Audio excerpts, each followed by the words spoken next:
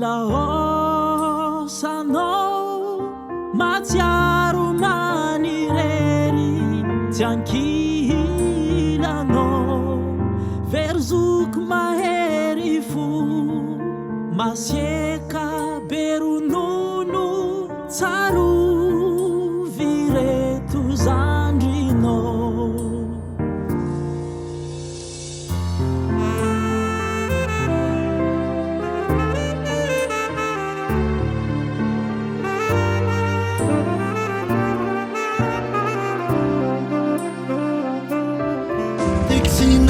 mazava fu nurearea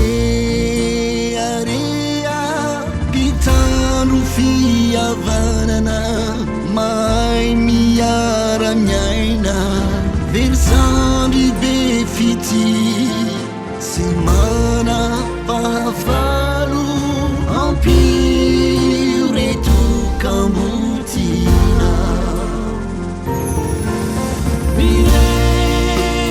kwaro zahay ngolatia nienganaro fanduni etwantani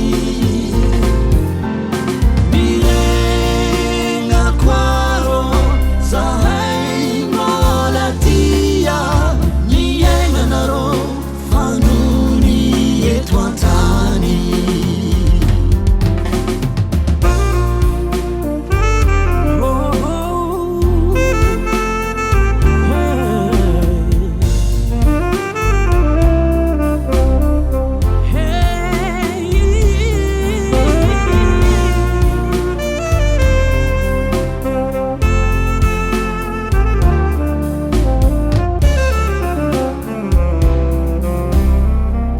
Seigneur, donne-leur le repos éternel.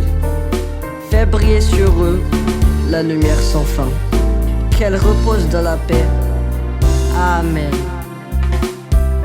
Patrika sitexina tumbundalana nyazireu nandauti tanana tanana lalatukana sangahari nunanganu sangahari numandar velu mandria piadananga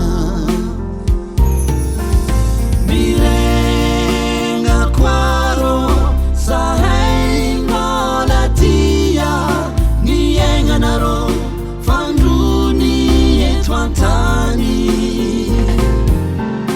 birenga kwaro sahay ngolatia nienganaro fanduni etwantani